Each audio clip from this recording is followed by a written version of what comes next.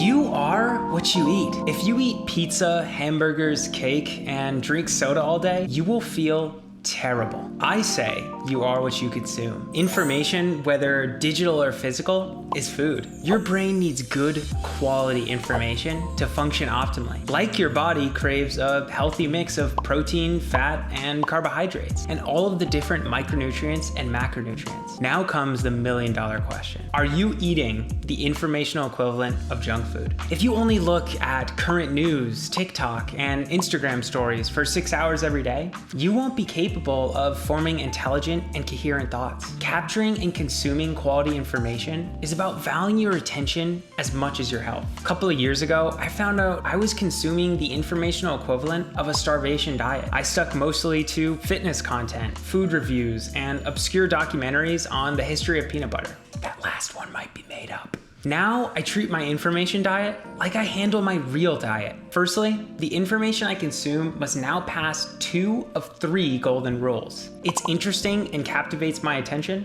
It's unique and has something original to say. And it helps address the problems I'm facing. Ingrain these 3 rules and you are well on the path to remodeling your information diet. But there are a few more tips and tricks I've learned along the way which will help you create the best diet possible. Your diet is unique. Like there are different food diets, many information diets could work for you. People's taste buds for information are different because of their life experiences, education, place of residence, and relationships or genetics. Because of this, take recommendations with a grain of salt. Right now, I stick mostly to a combination of Kindle highlights, article/blog highlights, Twitter, podcasts, Audible books, and my thoughts/ideas for my information diet. Just because your diet is different doesn't mean it can't be healthy. You might love using Pinterest to find images for art you create. You might create Audible highlights. Maybe you use Instagram. As long as you stick to the 3 golden rules of information consumption, you can make any mix work for you. Avoid current news and most social media. Social media is the informational equivalent of junk food. It tastes good in the moment, but as soon as you finish a 2-hour Instagram binge, you never feel good about yourself. Similarly, current news is easy to binge because humans have evolved to prioritize negative information. However, you can get all you need from the news by reading the headlines or talking with a friend. The Russian-Ukraine crisis is awful, but consuming one more war story isn't gonna make it any better. You could spend that time instead fighting world issues rather than sulking over them. But these mediums can be part of a quality information diet if you consume them mindfully. My favorite method is to find thought leaders in your industries. Thought leaders are the informational equivalent of master chefs. They scour the internet for information and repackage them in the most digestible and insightful way possible, often for free. I'm fascinated by reading, building a second brain, and writing. In total, I'm following around 38 people on Twitter. Every one of them is world class in my interests. When I go on Twitter, I stick exclusively to these people.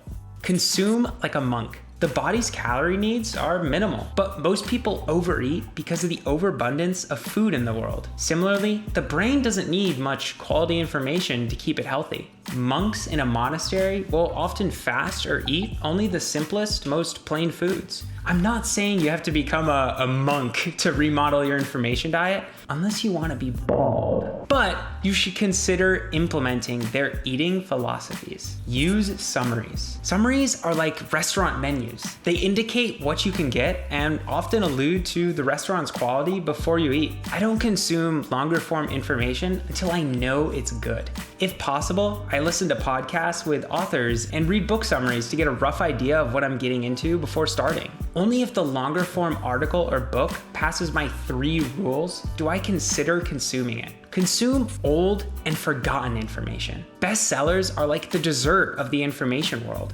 Most love consuming them, but they often don't have much substance. This isn't to say there aren't great bestsellers, but they're often tainted to adhere to the likes of mass society.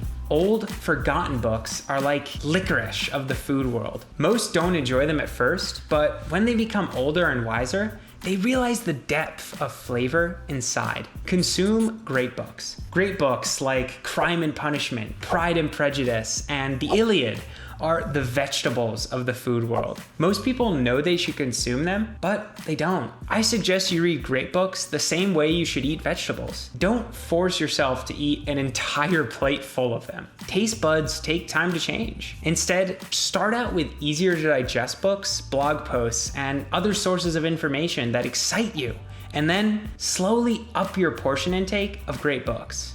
Switch genres. Eating predominantly one macronutrient in a meal is a recipe for disaster. For nutrition science reasons, it spikes your blood sugar and leads to the dreaded food coma around 30 minutes after eating. Consuming one genre repeatedly is like eating only fruit or only chicken for every meal. It's a great way to fall into literary indulgence. To stop this, switch what genre you read every time you finish a book. For example, if you read a book on neuroscience, consider trying one on anthropology. I let information digest. Like food, information needs time to get turned into energy or insight. When you chew food slowly, fully absorbing its flavors and textures, you're more attuned to the information it carries. I don't consume information if I'm stuffed. I follow the 4 pillars of an effective reading habit.